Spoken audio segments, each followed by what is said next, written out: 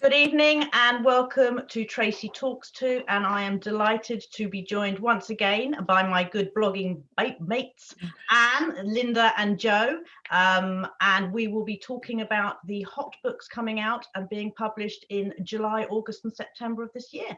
Each of us have chosen 3 books per month, so you have a choice of 36 wonderful books to choose from. I'm going to be asking Anne to start first to tell us her selection for July. Over to you, Anne. Thank you. Okay, my first book is Everyone is Still Alive by Kathy Renton-Brink. It's Kathy's first fiction book. Her first 2 books were non-fiction. One was a memoir and one was about her life in books. Everyone is Still Alive is a character study of a couple who move into the street where the woman's mother used to live. It's about how they integrate within that community, and something happens to their child whilst they're living there, which changes everything. It's not quite as tragic as the blurb makes out, but it changes how they feel and how they see things and how they're accepted into the community. It's a quiet book, but a great story, and I really, really enjoyed it. That one was out early in July, and it's from Phoenix, which is an imprint of Orion. That's book 1. Book 2 is the second in the Forbidden Iceland series by Eva Bjorg Agisdottir. I didn't hear that, Anne. What's her name? You heard me. And it is translated from Icelandic. The first in this series won the CWA Silver Dagger Award for debut crime fiction. And I think that she's got a great career ahead of her. It's about a female police officer who recently worked in Reykjavik but has moved back to her hometown, and she's investigating a murder. She was investigating a murder in the first case too, in the first book too. Because she knows the town and the town know her, she's got a really good insight into things that have happened and secrets, and lots of things are uncovered. She writes really, really well, and it's really atmospheric of Iceland, and the way she gets into characters and how they behave because of their past is really, really excellent. I'm looking forward to more from this author. My third book for July is The Black Dress. I think it's a bit bright, isn't it? By Deborah Moggock, which is published by Tinder Press. And she's one of my favourite authors. I've read everything she's ever written, going back years and years and years. And as she's grown older, her characters have grown older, as have I. And the lead character in The Black Dress is a lady called Prue, whose husband has decided he needs to find himself and has left her to stay in their holiday cottage. She's got one very good friend called Azra, who's quite boho, hippie. Azra's quite busy at the moment and hasn't got a lot of time for Prue. She's got other things to deal with, which Prue finds out about afterwards. Prue goes to a funeral one day, and while she's there realizes she's not at the right funeral, but does talk to people and then decides that going to funerals may be a good way of finding a companion. The black dress in the title is the little black dress that she finds in a charity shop to wear to the funeral. And she does go to funerals and she does meet people and she does have a few encounters that may make you laugh out loud at times. But she's very obsessed with finding the man and having nice, intimate relationships with the man. And then it takes a little dark twist towards the end, which shocked me. It's astute and laugh out loud funny, but quite emotional too. And I would really recommend this to you. Thank you. Thank you. Linda, tell us about your three. Now, these are all July books, so they're already out there. Yeah, they're all out. The first one, I've only got a proof, but it is The Forevers by award-winning Chris Whitaker. So really, I don't need to say a great deal more. It is actually a young adult book, and it's Bonnier's Hotkey imprint. And basically, it begins with a girl's body, and then the story revolves around how that came into being. And an asteroid is heading towards Earth, and they've known about it for several years, but there's a month left. So it's the final month before the asteroid is meant to hit Earth. And it's about moral choices and sexuality and growing up and murder. And it's typical Chris. It's really good writing. So that's my first one. The second one is Helene Flood's The Therapist. And initially I chose this because I'd read B.A. Paris's The Therapist, and 2 titles, different books completely. And I have to be completely honest, I preferred this one. It is, funnily enough, about a therapist whose husband is meeting up with some friends out in a cabin, and he sends her a text and says he's arrived and everything's fine. And a bit later on that day, they ring her and say, "Where is he? He hasn't turned up." And the rest of the story revolves around what has happened to him, and the clues that she misses in trying to find out what has happened, not just to him, but to her marriage as well. It's creepy, it's clever, and I found it really engaging and engrossing. So that's my second one, and that's from Macklehose, was out on the 8th of July. And then finally for July, this is Titans, The Good Neighbours, Sarah Langan. It's about a sort of lower class couple in America who move into a suburban close, Maple Street, and they don't fit. And it's about really nasty community relationships. A sinkhole appears, and this sinkhole has a kind of evil ether and aura around it. There are violent acts, loving acts, but it is really creepy, and it shows you the nasty, malicious underbelly of American suburban society. I thought it was absolutely brilliant. I thought the way she writes it just gets under the skin. It's almost, I think when I reviewed it, I said I felt tainted by it. It kind of gets you, it gets into your pores and makes you think, I'm not sure I like being who I am as a result of reading this. So a really good book, that one. And again, that's Titan, and was out on the 13th of July. Lovely, thank you. Jo? Hello. Hello. Can I just say, my name isn't Ronerson. I know, I was wondering. Yeah, my daughter did that. I went to a Zoom thing the other day and she was like, "Why is your name Ronerson?" I don't know it. Anyway, my books are all out already in July as well. And weirdly enough, they're all kind of set either in Ireland or Scotland. So I'm obviously having a bit of a Celtic thing at the moment. The first one is The Murder Box by Olivia Kiernan. Now, this is a series, and I think this is the 3rd one in the series, possibly. And it's about a detective, Frankie Sheehan, and from Dublin. And it's her birthday, and she gets sent a lovely murder mystery game sent to the office.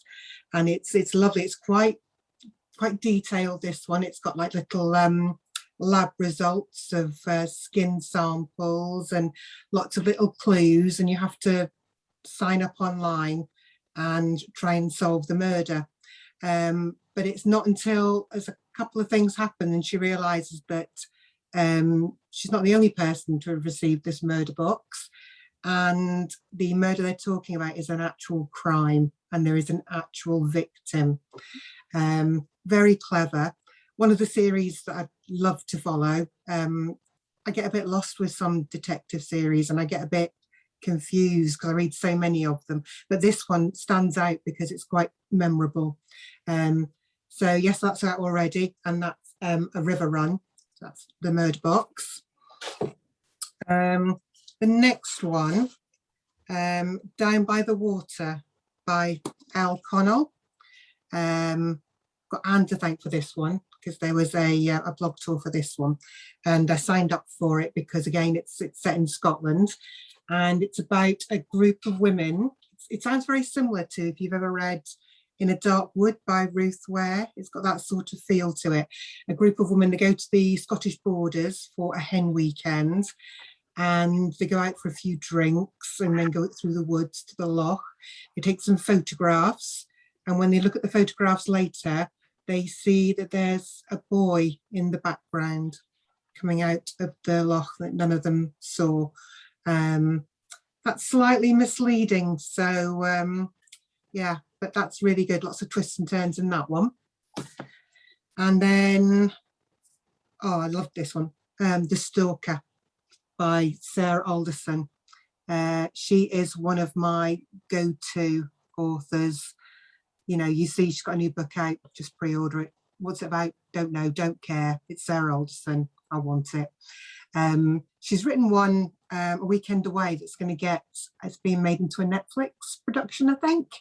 But this one it's brilliant. It's a newlywed couple, and they've gone off to spend their honeymoon in Scotland on a remote island just off the coast of Scotland, which funnily enough is where I'm going on my holidays this year. So let's just hope there's no stalker when I get there.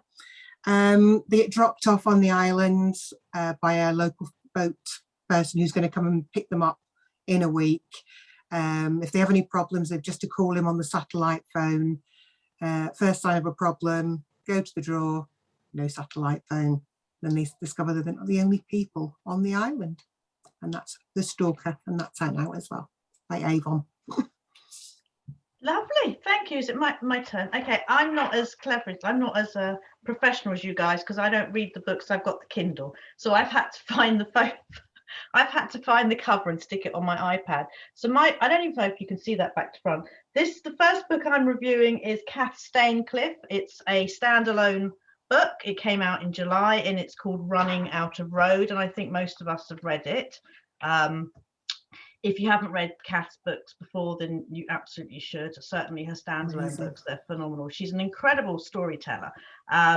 This is one of those stories where you have multiple characters who absolutely have nothing in common, but one incident brings them all together and their lives are changed beyond recognition. It's about a missing schoolgirl who gets abducted by her father, who is a murderer on the run. There's a middle-aged recluse who is living at somebody's house, pet sitting for them while the owners are away. There is a teenage drug dealer who's on the run, and basically their lives sort of all combine and collide at a petrol station, and then the police are involved. And I don't want to go into it much more, but it's great fun. There's loads of fascinating characters, different points of view, and it's out now. So that is Running Out of Road by Kath Staincliffe. My next one, oh, here we go. I am actually impressed with myself here, is The Night She Disappeared by the lovely, luscious Lisa Jewell. Now, Lisa always writes a very wonderful, she's moved on from the chick lit light romance to much more dark, gritty, grimy, psychological thrillers, and The Night She Disappeared is absolutely no surprise, because it is dark and it's gritty. It's two timelines. We have in 2017 a 19-year-old young mum called Tallulah goes out for dinner with her boyfriend, fiance Zach. They disappear and are not seen again, leaving Tallulah's mother with the baby, literally holding the baby, and wondering where her daughter has gone, which is very out of character because the daughter is an absolutely doting mother and daughter. So big shock, she's just disappeared. And then the next timeline is a couple of years later, where a young crime writer has moved to the village with her boyfriend, who's now the head of the school, and she is in the garden having a look around the new place, and she sees a sign that says dig here. Being a crime writer, she starts to dig and she finds a clue, and the clue takes her to these missing teenagers. So there's lots of going backwards and forwards. I love dual timelines. This one takes you back to the night the kids, I call them kids, the night the youngsters disappear, but also going back beyond, leading up to that. So what you assume at the beginning is never what's going to be happening, and Lisa takes you all over the place. Really, really good book. Thoroughly enjoyed that one. And then my third one is working. Is now I am, just want to be said, I am his only #1 fan. Okay. Oh, there we go. So that is David Jackson, The Rule. Joe is laughing because there's several of us who claim to be the #1 fan, but that's obviously me because I'm saying it now. So David Jackson is a fantastic author. He has written quite a few series, and I followed all of the series. We've got Callum, I can't even remember the names now. Oh, all right, thank you. Yeah, that's what it looks like. D.I. Callum Doyle, which was fantastic. And then the other one, the pariah, I can't remember his name. Nathan, someone help me. Call yourself a fan. So he's now moved away from those series of which are absolutely great. You should read them to standalone thrillers. And I have absolutely loved each and every one of them. In fact, most of them have gone into my top 10 of each year. The Rule is very different, actually. I'm not sure if any of you have read it yet. It's about a young man called Daniel who's looking forward to his birthday. He wants fish and chips. He's into his superhero and a chocolate caterpillar cake, and he loves reading comics, but he's also 22 years old, and he has no idea that he's about to kill a stranger. He has obviously learning difficulties. He has the mental capacity of probably an 8-year-old, but he is built like an Olympic wrestler. He's huge, he's strong, he doesn't understand his own strength. So the parents have brought him up, wonderfully loving parents, brought him up to follow the rule, which is don't touch anyone, don't physically get involved, because he doesn't know his own strength, which is fair enough. Except one night he's coming home with his dad after going to the cinema. They bump into a nasty piece of work who goes to attack his father, and Daniel instantly defends his father, thus killing the man. And now the parents are stuck because obviously if they go to the police, Daniel will probably go to prison, and he's an exceptionally vulnerable young man. So they do what any loving parent do, and that is chop up the body and get rid of it. Except it's not as easy as that, as obviously there's things, and then the police are after them, and it's great fun. I mean, it's not fun, I mean, it's not, but it is a lot of humor, there's a lot of dark humor. But that's my third book, so it's out now. It's called The Rule by David Jackson, so buy it, it's great. Thank you. So moving on to August. Anne. August, hello August, how nice to see you. So my first August book is Not a Happy Family by Shari Lapina. I really like her books. They're really easy reads. They feel like a simple story, but when you look deeply into them, they're not. They're quite complex. This one it's about a very wealthy American family, and they live in the father and mother live in a mansion, a bit like something out of Dynasty or Dallas. And it's Easter Sunday, and their adult children are all coming for Easter Sunday dinner, and their children don't really like the parents, and the father doesn't really like his children. He's a bully. He's just sold the family business from under his son's nose, so the son now has no job, doesn't know what he's going to do, doesn't have much money. He then tells everybody that they're going to sell the family home, which makes the oldest daughter very distressed because she always dreamt of living in the family home. And the youngest daughter is a bit of a rebel. She takes drugs and she wears black leather jackets and hangs around with rock stars. He's made it quite clear to her that he's going to stop her allowance. So there's a bit of a row, and there's a housekeeper there who's always been around, and everybody leaves. They've had enough, they go. On the Tuesday after the bank holiday, the mother and father are found murdered in the house. And of course, all the children are suspects. There's $23 million inheritance to be split between them. And so it's a case of the police trying to track down who did this and who's got the most motive to do it.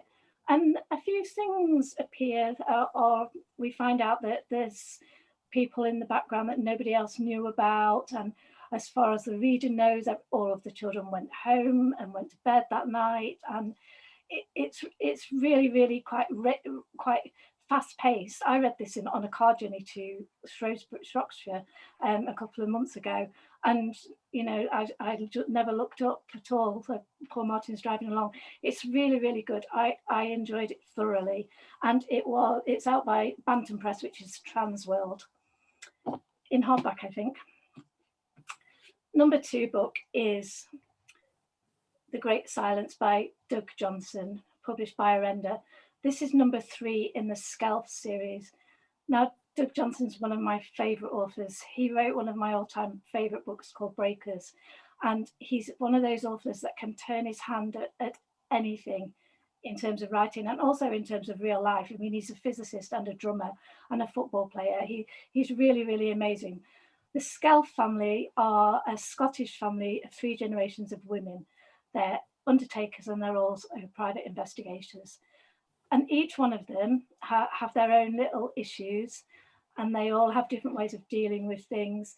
And I often think about this. People say Doug writes female characters really, really well.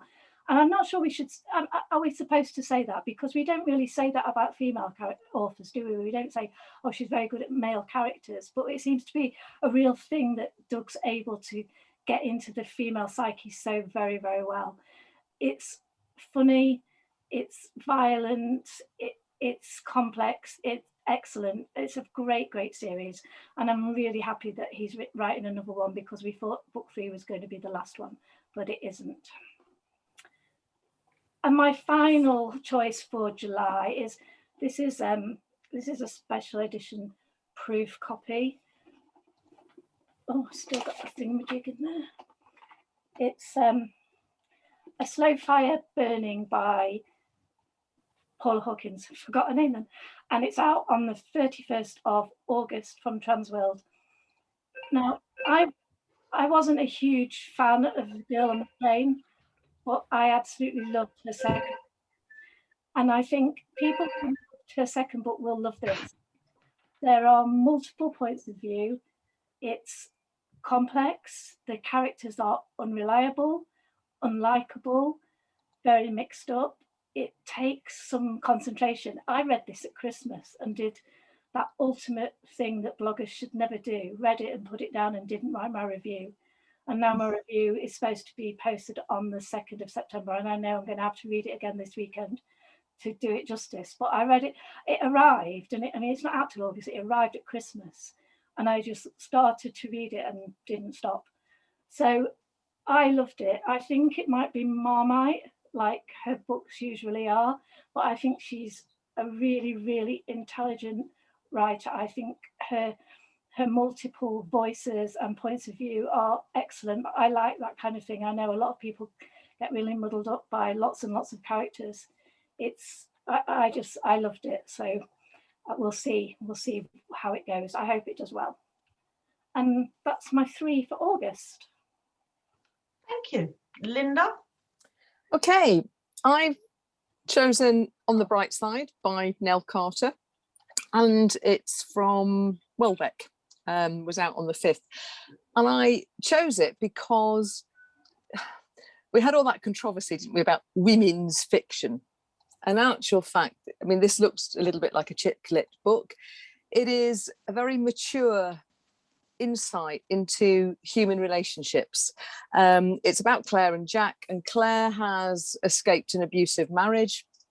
But it's what Anne was just saying about Doug's female perspective. Nell has written Jack's perspective in the first person and Claire's in the third, and it works really, really well. And it just makes a hugely refreshing change to have a book about themes and characters that are not outlandish. You know, nobody's going to murder anybody here. There's nobody gouging out people's eyeballs or anything else. And it is, again, as Anne was saying earlier about Everyone Is Still Alive, it's quite a quiet book, but it's so mature and so insightful and really touching. I thought it was excellent. So that's my first choice. And then my second choice, I only have a proof, sadly, because the cover is beautiful, is Harriet Evans, The Beloved Girls, or Beloved Girls. I always want to say Beloved Girls because it seems, do you think so, Anne? It seems to fit it better. Now, I have to say, for the first part of this, I thought, actually, I don't know if I'm going to like this. I couldn't warm to the character of Catherine, who starts off the story. And it's about an established family who have a tradition of at the end of August, they go along and they take honey from the bees, and they leave half for the bees and half for themselves. But in amongst all of that, there's kind of the sweetness of the honey and the sting of the bee, and there's an undercurrent of menace. There's a mystery in the present day as well. It has different timelines. And having begun it thinking I'm not sure if I'm going to enjoy it, I've ended it absolutely loving it, which is what I expected from Harriet Evans, but wasn't sure to start with. I found it really gripping. I loved the interplay of relationships. I love the theme of identity. And again, I think it's one of those books that could divide people. It could be a Marmite book, but I thought it was wonderful. And that's out 19th, I think, from Headline Review. So that's my second choice. And then my third choice, I haven't quite finished. You can see, I've nearly got there. I was hoping to get it finished tonight. And again, it's a proof copy. Heidi Amsink, My Name is Jensen. And I'm loving it. It's set in Copenhagen. It's about a reporter who has moved back from London to Copenhagen, and she finds a homeless person stabbed to death in the street. And that leads to a whole range of events and activities. And while she is a reporter, she's also involved with a married policeman. But what I really like about it is that her name is Jensen. We never know what her first name is here. And it's got that kind of impersonal level to it, as well as the intensity of the research that she does and the investigation that she does. She puts herself in danger, she puts other people in danger. We end up with quite a high body count of people being stabbed at night in doorways. And I don't quite know yet how it's going to end, because I've just got that bit to go. So I could maybe come back tomorrow and tell you, but it's really good. I'm really enjoying it. So those are my August books. And that one is Muswell Press and is out on the 31st. Lovely. Thank you. Jo. Right. First one is another of my favourite authors, Louise Candlish. Now, I love her books. I've loved them since, I think the first one I read was A Swimming Pool.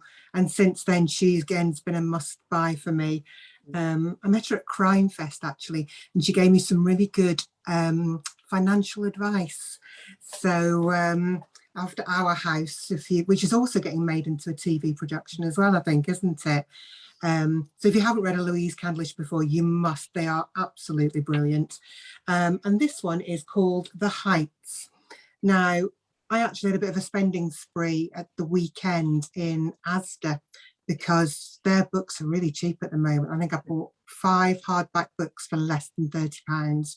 And this is there. I think this is about £5 or £6 in Asda at the moment. So if you're going shopping, you can pick up one of these with your tomatoes. And I've got a giveaway for it on my blog at the moment if you want to enter.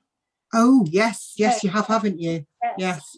So yeah, go on to Anne's blog and have a go at winning one there as well, because it's worth it. It's got a brilliant sort of punchline. It's The Heights is a tall, slender apartment building in among the warehouses of Tower Bridge. There's a discreet roof terrace there that you wouldn't know has existed if you didn't sort of stand opposite it, in the flat opposite. And that's where a woman goes to visit a client. And while she's looking out the window, she sees the roof terrace and she sees a man come out onto the roof terrace. His appearance isn't quite what it was, but as soon as you see him, you recognise him. And then you're rather shocked, because you know he's been dead for 2 years. And the reason that you know he's dead is because you're the one that killed him. So very cleverly written as well. It's not just written as a sort of straightforward storyline. There's sort of a subplot there with a bit of novel writing as well. But the way it's told, it's absolutely brilliant. I absolutely love that one. Highly recommend it. Now, the rest of the books I haven't got copies of, and I was going to look on my phone, which is where my reviews are, but I've had laptop problems. I'm actually on my phone now. So, but my second book's The Anniversary by Laura Marshall. Now, Laura Marshall wrote Friend Request, which was a really well-received book a couple of years ago. I think she thought, oh, yes, there you go. That's it. It's absolutely amazing. I hadn't realised when I picked it up that it wasn't like a wedding anniversary. I hadn't realised. I just sort of thought, yes, I want to read that. It's based on the anniversary of a shooting spree in a small village in England somewhere. Very similar to what happened in Hungerford. And I think everybody says they always remember where they were when the Hungerford sort of massacre took place. It reminded me of that straight away. But the first opening chapter is actually the murderer themselves, just talking about what they're doing. They're just sitting in their chair, the wife's in the kitchen being busy, she's singing, and he basically says, well, she won't be singing later. And then he says, well, she'll be the only one that knows why I'm about to do what I do. So he then goes out and he shoots 12 of his neighbours and friends. And one of the last person he kills is the father of the woman that we meet, who's gone back to the village she was brought up in. And it's the anniversary, 25 years since her father was shot. And she's gone back, she's living with her mother, she's got a small baby. And then she finds something in her mother's possessions. Her mother's now got early onset Alzheimer's that makes her think that maybe the random shootings weren't as random as people have always thought they were. So that's The Anniversary by Laura Marshall. And my third August book was an August book, but I think the publication date's been set back till the 30th of September now. And that's The Couple at Number 9 by Claire Douglas. Which again, Claire Douglas can't do anything wrong in my eyes. Another of my must-buy authors. The Couple at Number 9 is about a young couple who are living in a house that they have kind of inherited. The girl's grandmother's still alive, but she'd passed the house on to her daughter, and the daughter's now living in Spain. She's living and working in Spain with her new man. So she has given it to her daughter, who is pregnant, and the daughter and her partner have moved from London. They wanted a quieter way of life, and they are slowly doing up this old cottage that hasn't really been lived in for a number of years. They've got the builders in, and unfortunately the building work has to come to a stop because they dig up 2 bodies in the garden. So they want to know who these 2 bodies belong to. So they go to the grandmother, who again has Alzheimer's. She's in a home, and to try and find out exactly what happened to these people and who they are. So that's my third book.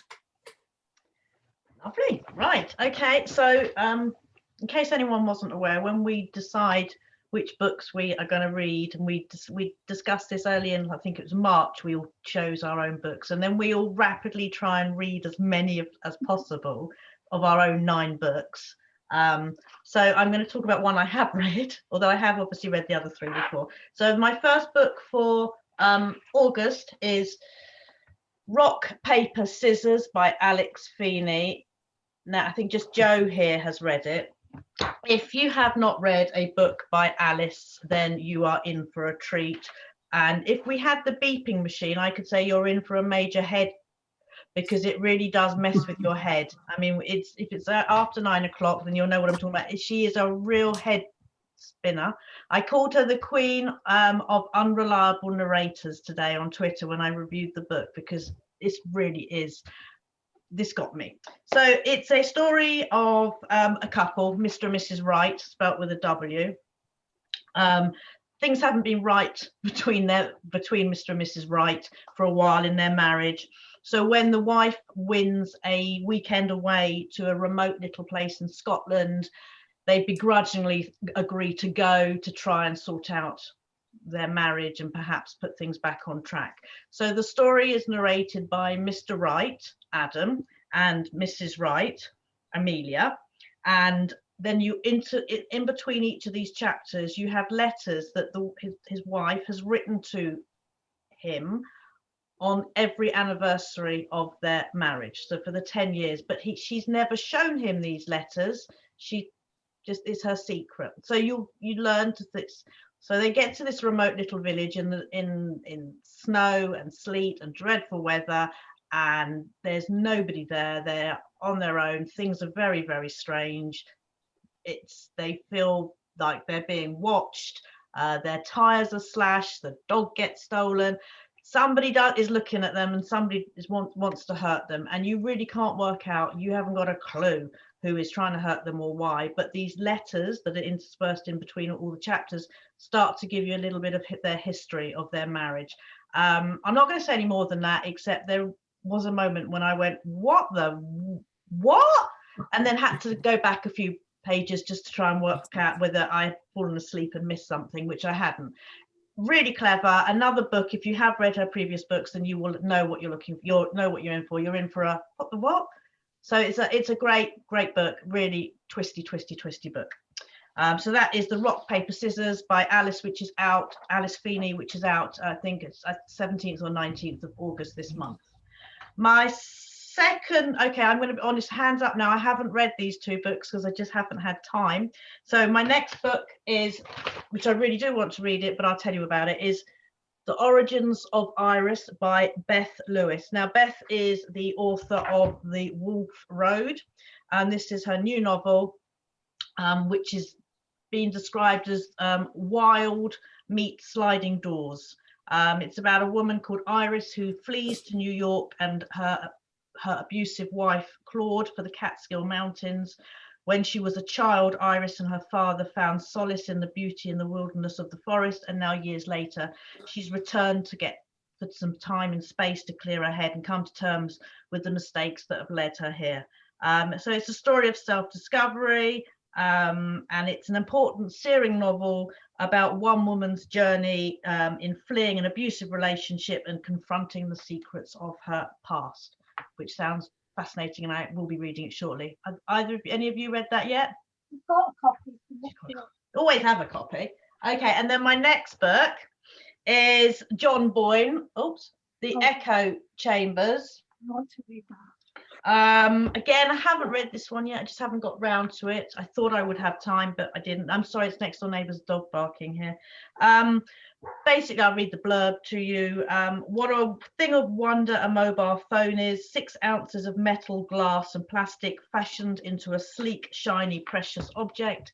At once a gateway to other worlds and a treacherous weapon in the hands of the unwary, the unwitting and the inept. It's basically John Boyne's usual characteristic humour and razor-sharp observation. They've described it as a satirical helter-skelter, a dizzying downward spiral of action and consequence, poised somewhere between farce, absurdity and oblivion. To err is maybe to be human, but to really foul things up, you only need a phone. So I'm looking forward to reading that one. So that is my final book in August. So Anne, over to you for September. Okay, September. Okay, my first book is Freckles by Cecilia Ahern. Look at that. Look at that. So lovely. Right. So I have a bit of a love-hate relationship with this author. I hate P.S. I Love You. I just don't like. I didn't like it at all. I just found it a bit too sweet and saccharine. And Marbles I always really struggled with. I loved Lyrebird. So she's one of those authors that I always give a chance to. You know, you have to try. Freckles is a departure for her, in my view, and I think it's really going to divide people. There's no speech marks throughout it, so that people don't like that, do they? I didn't struggle with it. You know, Handmaid's Tale is my favourite book that has no speech marks. Freckles is Allegra Swift. She's in her 20s and her arms are covered in freckles. And when she was a little girl, she used to join the freckles together with a compass. So she's got scars on her arms from when she joined them together. She was brought up on a remote island off the coast of Ireland by her quite quirky father. And her mother was a Spanish lady called Carmelita. Carmelita left Allegra as soon as she was born. She had a fling with her father and she wasn't interested in the baby, so she disappeared. But her father brought her up really well. He was a music teacher, but he worked away a lot. And Allegra went to boarding school when she was just a small child and then came back for holidays.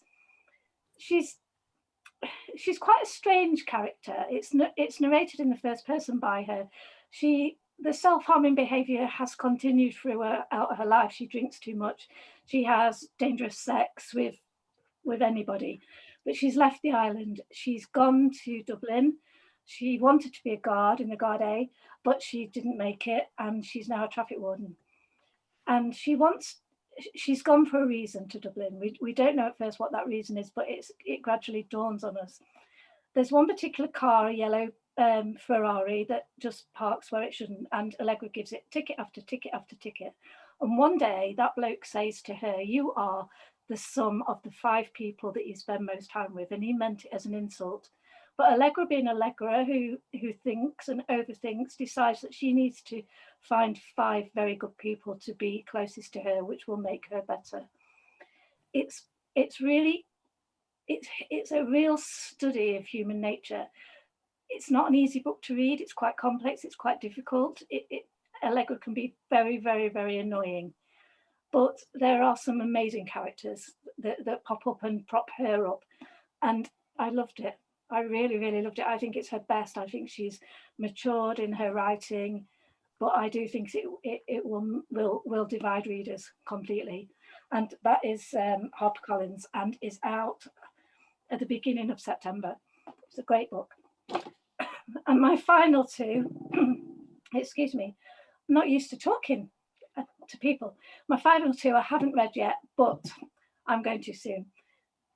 I'm so excited about this book, probably more excited about this book than a lot of other books. It's called Never Saw Me Coming by Vera, I can't read it, I can't say it, Kirtlin, and it's published by Harvel Secker in September.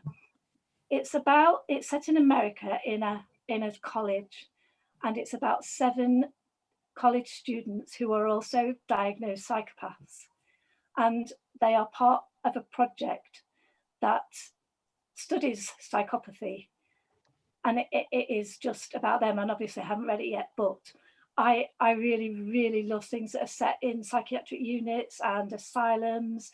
I spent 10 years working in one. So this is set in America, so things may be done a little differently, because I'm really critical when they're set in Britain and they do it wrong.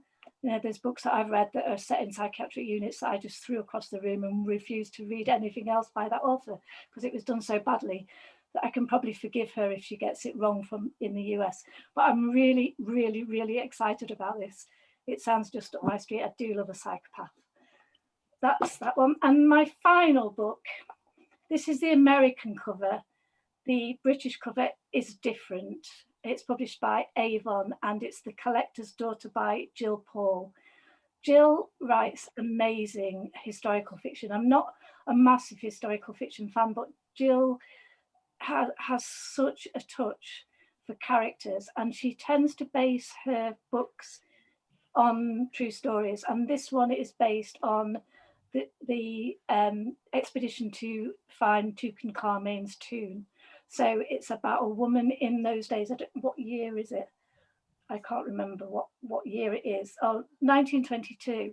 So this woman, instead of doing what a lady, a genteel woman would do in those days, decides she's going out to Egypt to be part of the Tutankhamun exploration. I'm really looking forward to it. Her last book was about Maria Callas and Jackie Kennedy, and has just been nominated for a historical award, and it was wonderful. One of my favourite books of last year, so I have high hopes for this. This is the 31st of September, I think. Is there 31 days in September? If there are, that's the day, 30th. And it's Avon. And I am organising a blog tour for this one too. So that's my final one. So I did quite well. I've read all of them bar the last 2. Very good. Top marks for you. Linda. Okay, well, following on from what Anne was just saying about Jill's writing, I've chosen The Rose Garden.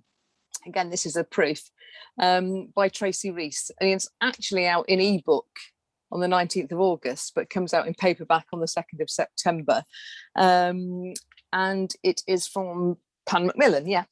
And it's about a little girl in London. She's moved to Hampstead from Durham, not knowing that there is this mysterious family secret. And then a younger girl is moved into the household as a companion. And it's about the mysteries and the secrets that they keep. And it says, I'll read you a bit from the blurb. Little does she know that all is not as picture perfect as it seems. Mabs is about to become entangled in the secrets that chase the Finches from their last home and trapped in an impossible dilemma. So I'm looking forward to that, because she writes beautiful historical fiction as well. So that's why I've chosen that one, but I haven't had a chance to read it yet. My second choice, I think this says more about me than it does about the book.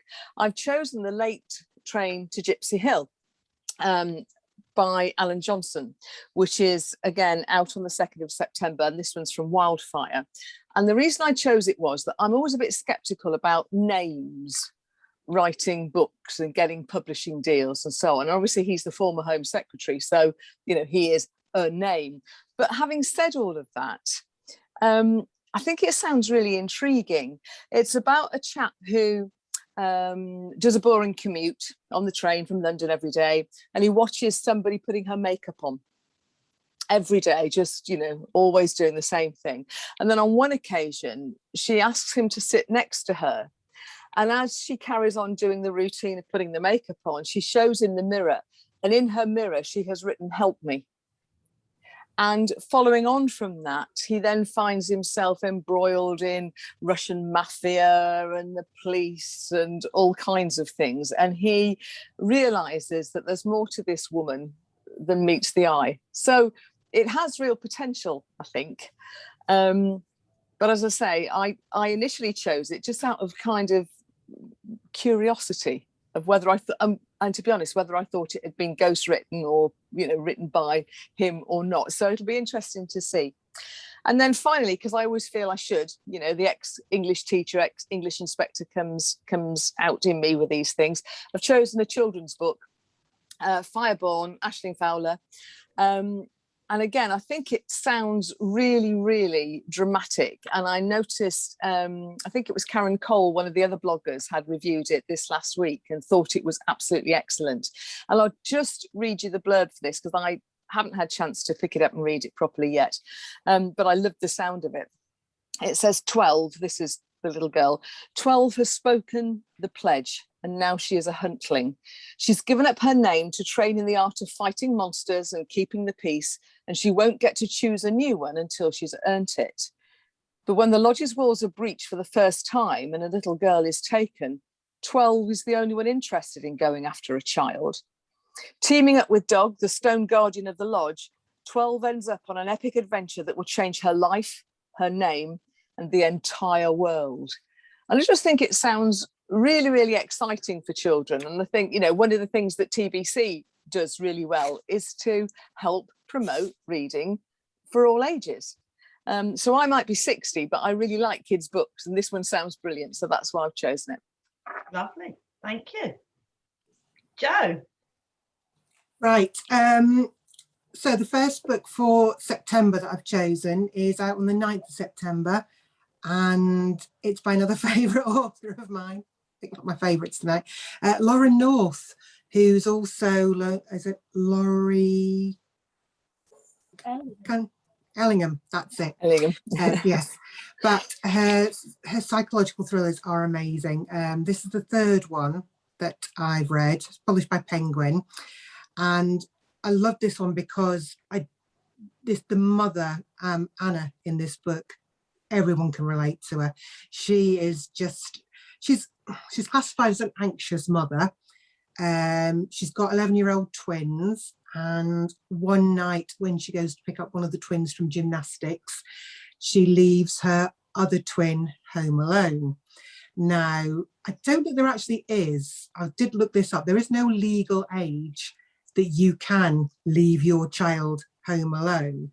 But if anything happens to that child, then you are obviously legally responsible.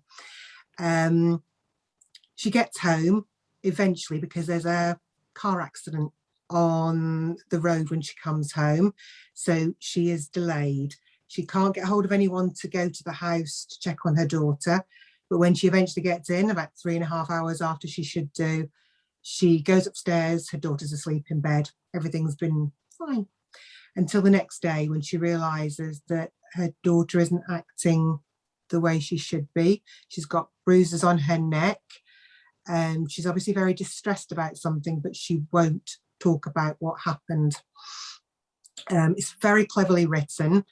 There's lots of quite toxic mummy friendships going on in it. There's a WhatsApp group between the mums, you know, the village WhatsApp groups where all the mums talk. But this group of mums have a secret WhatsApp group as well, where they often go to after the other group to start bitching about what's been said in the other group. So it's very, very lifelike, because I think, yeah, we've all been There's there. a few blogger groups like that there, aren't there? Yes, I think we all understand a few of those. And then it does interspersed with a rundown of what happened. I mean, it's set in the future, sort of a few weeks further on, when the tween actually goes missing and on Halloween and her mum can't find her. And then it kind of goes back and it goes sort of step by step over what did happen that night. It's very twisty. I didn't realise what was going on. Very, very good. Very well written. Absolutely loved it. Can't wait to get that one actually in paperback. The next one is favourite author of mine called Rebecca Griffiths.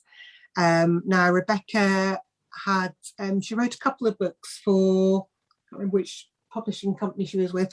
She wrote 2 books. One was called The Primrose Path, one was called A Place to Lie. Both absolutely brilliant.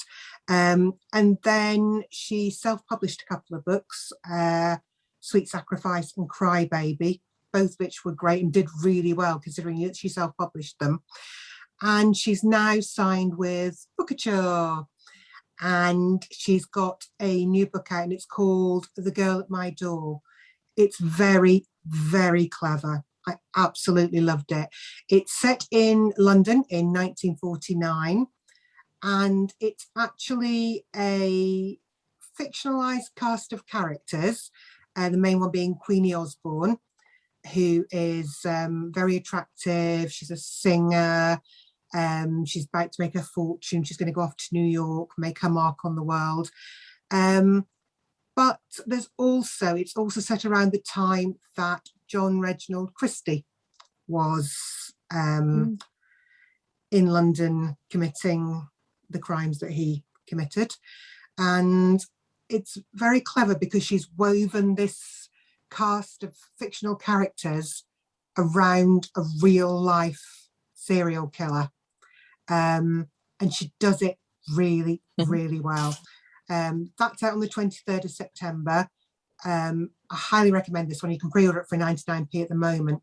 I've actually just beta read her next book, where she's done a very similar thing, and that's even better than this one. It's brilliant the way she does it. Again, it's like, I'm not even going to talk about it, but again, it's a cast of fictional characters, and but there's real life serial killers mixed in with it. Absolutely brilliant. Can't recommend it highly enough. 99p. It's just, you can't even get a coffee for that. And then the last one is the only one I haven't read of my 9 books, but it only went on NetGalley on Monday, so I haven't had a chance to read it yet. I apologise. I'm sorry. I'm really stressed out that I haven't read it yet. But again, it's The Trapped Wife by Samantha Hayes. Now, I'm a Samantha Hayes super fan, so nobody else is up for it. I am the only super fan. Love it. I just read her books. I read a book, one of hers, on holiday once, and then I was just like addicted. And again, it's just like, Samantha Hayes has got a book coming out. Yeah, I'll just pre-order that. What's it about? Don't know, don't care. It's Samantha Hayes. I'm having it. It will be great. I'll read you the blurb. My family gathers around the large oak table in our beautifully renovated home. I've put on a dress and lit candles, and there's a wonderful aroma coming from the dinner you've so lovingly prepared. I feel your hand squeeze mine as you top up my glass and ask about my day as a doctor in our small town. It's the perfect domestic scene, except for one tiny fact. I think my husband is dead and you are just another patient of mine. There you go. That's out on the 8th September. Ooh, okay. Right, so here's one I read earlier. My September books, obviously I've read them via NetGalley or whatever. They are out in September. The first one is Next of Kin by Kia Abdullah. Now, I'm not sure if you've read her previous 2 books, which are part of a series, which are phenomenal. Take It Back and something else. Sorry, Kia, I will remember. They are phenomenal and really, really push the boundaries and make you think and turn everything upside down. But this one is a standalone. So it doesn't matter if you've read her previous books, you can go straight into this one. Next of Kin is possibly every parent's nightmare, but any family member's nightmare. It is when a woman has offered, she has a sister with a child, she is a workaholic, she's an architect, and she's offered to drop the child at nursery because the parents have their own emergencies, and it's the hottest day of the year. And on the way to nursery, an emergency happens at her own work, so she very quickly pulls into the car park, runs into the office to attend the emergency, and 6 hours later she gets a phone call to say from her brother-in-law, where's the baby? And the baby is in the car on the hottest day of the year and has been for the last 6 hours. There's no happy ending here. It is exactly what you think it's going to be. So it took me, when I got this book on NetGalley, I'm going to be honest with you, I had it for about 3 months before I got the nerve to read it, because I knew it would be so traumatic, and I knew that it's you can't go into that book with any other than dread, and there's just no way you can't. You don't even have to be a parent to deal with that. So she has obviously it's all about, she's killed her nephew, and then the police have decided to investigate it rather than an accident. It could be a case of manslaughter. Now the author does have a background in legal, so you see that coming into it. It's really emotional, it's really emotive, it's really difficult to even begin to put yourself in anybody's shoes, because the parents, the sister, look at you right there, Anne. Honestly, I don't think I could cope with it. No, it's really hard. It is tough. There's some twists and there's some turns and there's some reveals and there's some bits that you just think, oh, I don't want to give anything away. It's absolutely brilliant. There are going to be major trigger warnings for a lot of people. Don't pick up this book thinking you're getting a light-hearted, clever read. You're getting a clever read, but you're getting a really deep, effective, emotive that is going to have you. I mean, there was one stage I was reading it and my sister came round, or my brother came round with his 3-year-old son and asked if I would look after him for 20 minutes. And I just had to put the book down and just stared at him and making sure. It's horrific because it puts everything into perspective. So it isn't an easy book, but she's so brave writing it. She's so brave doing this topic. And it's absolutely, I thought it was fantastic. Brilliant. Publisher. So moving on to something. Tracy, who's the publisher? I have no idea. You can look that up. I'll have a look. I have no idea. Hold on, I can't even find the rest of my books. We're doing really well here. Bear with. I think it's HQ. Oh, right. Okay. The next book, on hopefully a lighter note, is The Surprising Days of Isla Pembroke by Tamsin Keeley. Now, I haven't read this yet, but it appealed to me when I read the blurb, so I will it's a fresh, funny and heart-wrenching. So it's a story for anyone who's ever wanted to turn back time. It says, some days you remember forever, but what if you could live them again? If Isla Pembroke could turn back time, she knows exactly which days of her life she would change. the day she started working in the local aquarium, not knowing that she'd be stuck there 7 years later, or the day her sister Morgan ran away from home. But most of all, the day that changed everything was when her mother's death cracked her family in two. So when she's given an impossible gift, a chance to go back and relive those life-changing moments, she realizes she might be able to save the people she loves. So I think that sounds really uplifting, and after what I've just talked about, I can't wait to read something that's going to make me smile.